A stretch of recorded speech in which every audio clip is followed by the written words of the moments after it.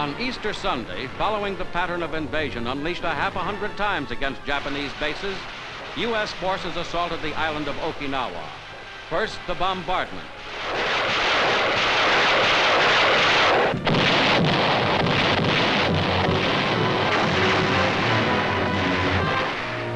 Then, from the fleet standing offshore, the landing craft went in.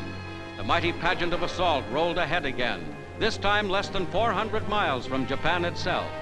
This was the island that the Japanese simply could not afford to lose. For 4 months, they fought a desperate battle that cost them 90,000 lives. The island was safe in U.S. hands in July.